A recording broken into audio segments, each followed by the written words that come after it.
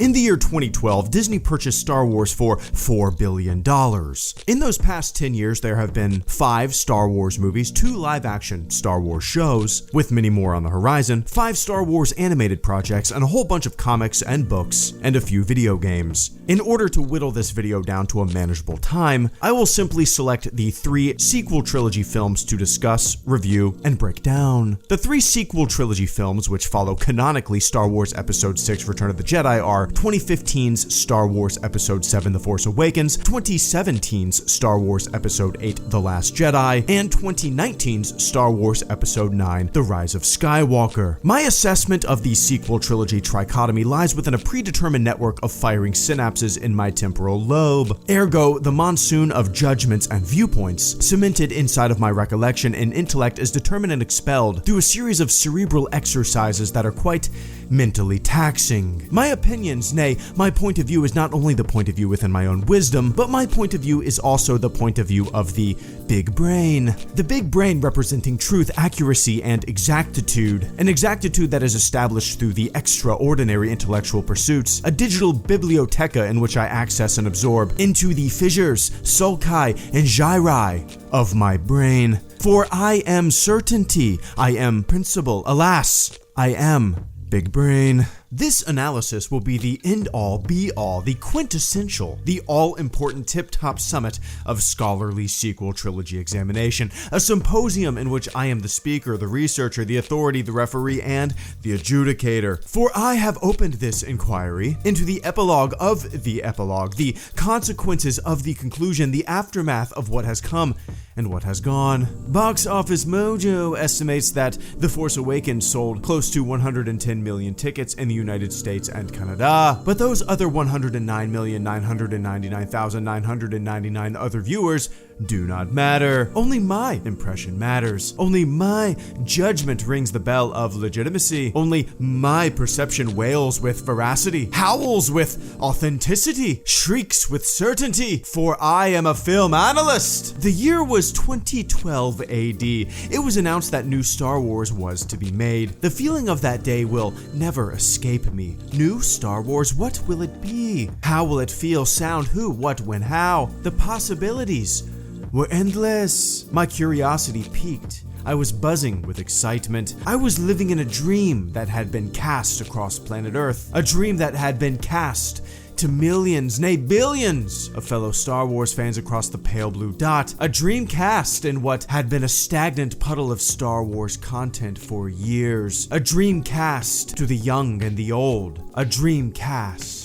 The Dreamcast was a home video game console released by Sega in North America on September 9th, 1999. When it comes to video game consoles, the Sega Dreamcast was drastically ahead of its time. The Sega Dreamcast was one of the first, if not the first, consoles to support true internet capabilities. You could browse websites on your television using your Sega Dreamcast. A big plus to being able to browse the internet on your Sega Dreamcast at the age of 13 was that you did not have to worry about deleting the internet history off your family's personal computer. The Sega Dreamcast was capable of connecting multiple accessories such as the Sega Dreamcast Visual Memory Unit, or VMU for short. The VMU would plug directly into your Sega Dreamcast controller. The VMU would display stats from the game you were playing, a secondary screen. Perhaps it would display your character's health, or a compass, or your ammunition count. The VMU also had mini games. Most games that were released for the Sega Dreamcast, however, did not utilize the Visual Memory Unit, but the Visual Memory Unit as a concept and as an execution was way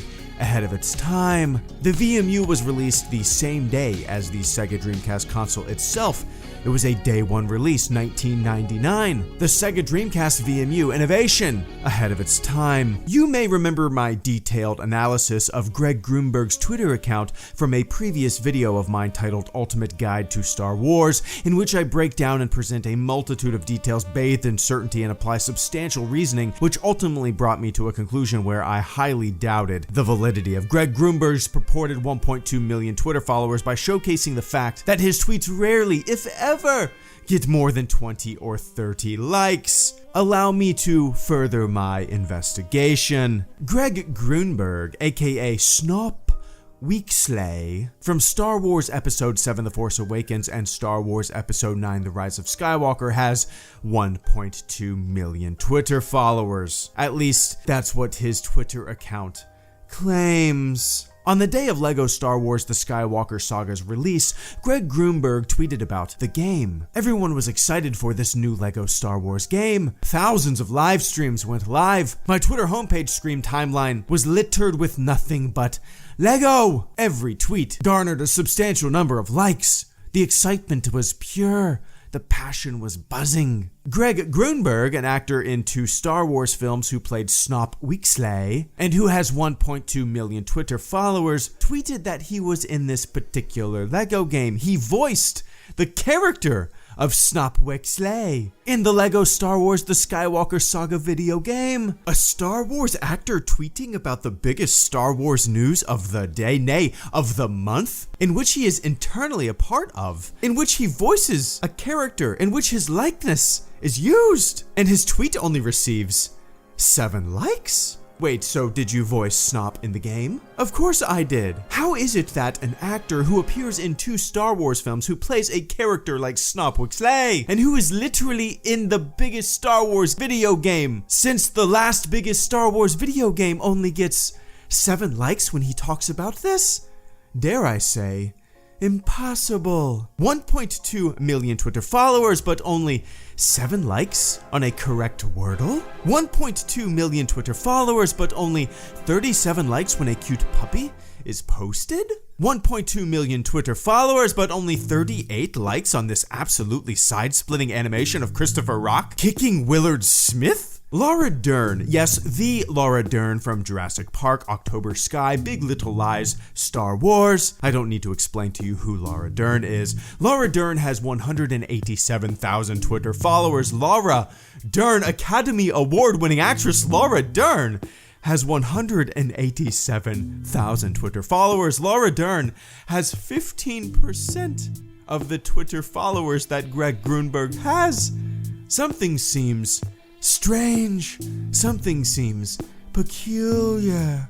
Something seems Grunberg. Catch my exclusive guest DJ session on Sirius XM's Pearl Jam Radio, says Laura Dern, with 312 likes. According to Social Blade, Greg Grunberg has lost 493 Twitter followers in the last 30 days, but that number is quite low relative to the data I am about to present. Frequently, there will be a week where a substantial number of Twitter followers are purged, seemingly by an automatic system from Greg Grunberg's Twitter follower count. For example, on the week of May 16th, 2021, Greg Grunberg lost 13,724 followers just in one single week, negative 13,724. But hold on, there's more. In July of 2018, Greg Grunberg lost 166,765 Twitter followers,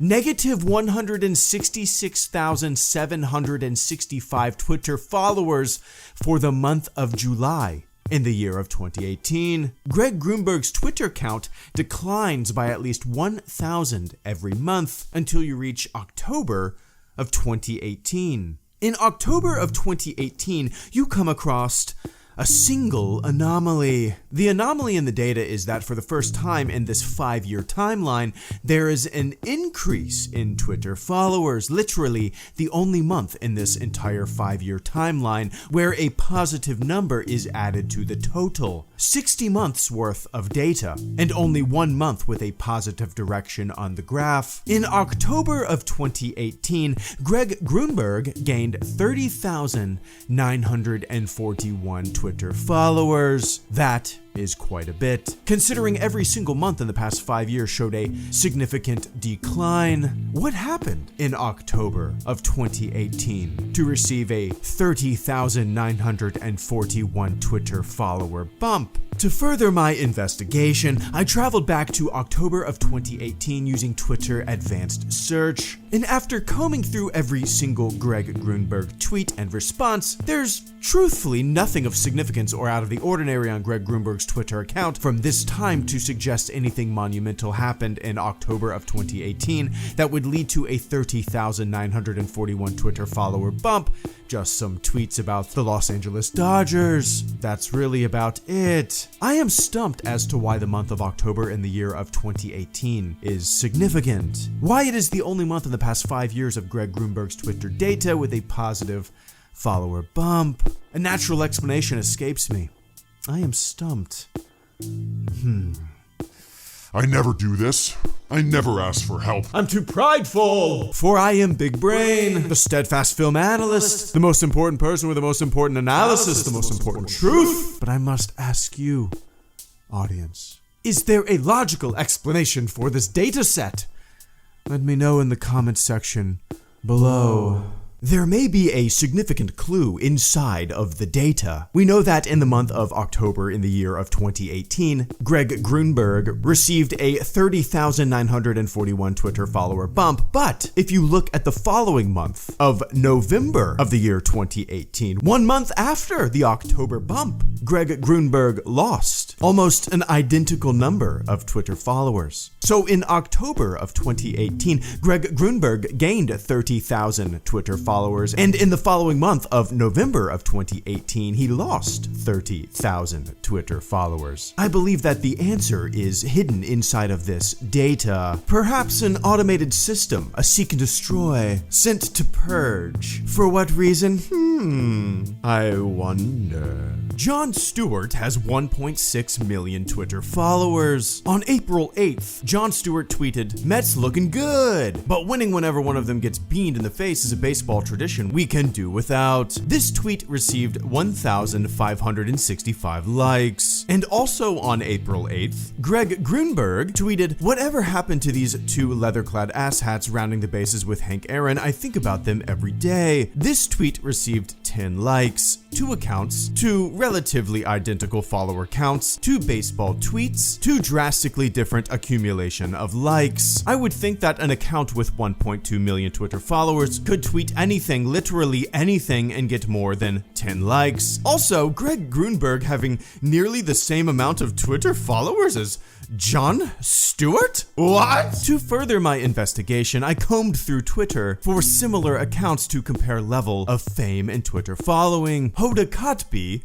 has 1.2 million Twitter followers. Savannah Guthrie has 980,000 Twitter followers. Dylan Dreyer has 300,000 Twitter followers. Al Roker has 2.4 million Twitter followers. Craig Melvin has 160,000 Twitter followers. Katie Couric has 1.7 million Twitter followers. Jenna Bush Hager has 262,000 Twitter followers. The official Twitter account of Dancing with the Stars has 1 million Twitter followers. J.J. Abrams has 120,000 Twitter followers. Greg Grunberg has more Twitter followers than Frank Caliendo. The Frank Caliendo. Would you have me believe that more people know who Greg Grunberg is than Frank Caliendo? Greg Grunberg has more Twitter followers than Dana Carvey. Greg Grunberg has more Twitter followers than Jeff Dunham. More than Jeff Foxworthy. More than Jeff Ross. More than Jeff Bridges. More than Jeff Gordon. Ludicrous. I say absolutely ludicrous. James Cameron, director James Cameron. James Avatar Cameron has 799,000 Twitter followers. Greg Grunberg has more Twitter followers than James Avatar Cameron. Something seems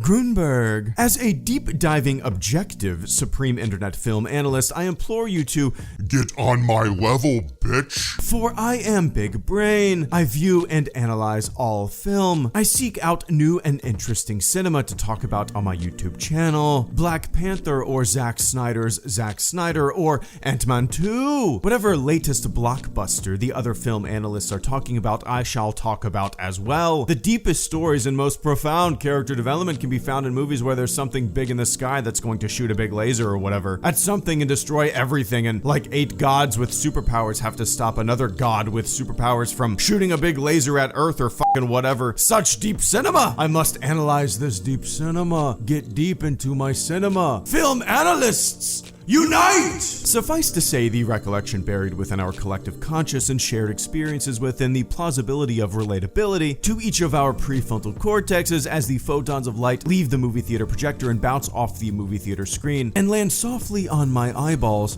We are all experiencing the same sensation of watching a film in a cinema. Yes, we are, but we are all receiving different photons of light on our eyeballs. So while it may seem like we are watching the same film in the same cinema, we are indeed receiving different photons of light in our eyes and therefore actually watching different films entirely. Big brain! If you are enjoying this ultimate deep dive review of the Star Wars sequel trilogy, don't forget to like and subscribe and follow me on Instagram and Twitter. Crazy Taxi was one bitchin' game. Released on the Sega Dreamcast in the year 2000, Crazy Taxi was originally an arcade game released the year prior in 1999. The soundtrack was wonderful for a 14-year-old kid. Bands like The Offspring and Bad Religion blasted through my CRT TV speakers. The game was incredibly fun. If you've never played it, you should check it. You should check it out? Don't bother checking it out. Who gives a shit? I'm sure there are way better games out there nowadays. Oh, you gotta check out this video game that I played 21 years ago. I'm sure it totally holds up with whatever you kids are playing today. I'm sure it's just as fun as anything your guys are playing today. You gotta play this game that I played when I was a kid 21 years ago. I think God is a giant vibrator in the sky, a pulsating force of incredible energy. David Arquette. Tell me it's Sunday morning without telling me it's Sunday morning. 1.2 million Twitter followers, only 6 replies on this request. Fascinating. We all like and dislike different things in Star Wars. That's how it's always been, that's how it will always be. What do I think of modern Star Wars under the banner of Disney? It's not much different than it used to be. There used to be Star Wars that I liked and there used to be Star Wars that I did not like. Today, it's the same. There's Star Wars that I like and Star Wars that I don't like. Big brain. Snopwick's Lay. Sega Dreamcast. 1995 Ford Explorer. A quantum leap to the cinema of our choosing, devices strewn and cords tangled amongst the lively characters found within the deepest caverns, nay chasms of proverbial storytelling, ergo, operational indifference detected buried beneath whimsical traditions and legend, placate erroneous affirmations of pride and bulwark and consistency, vindicated beliefs shower the landscape of beep boop ding dong poop shoot, yeehaw, dandelion anus. Dandelion anus, my friends. Dandelion anus. 6 out of 10.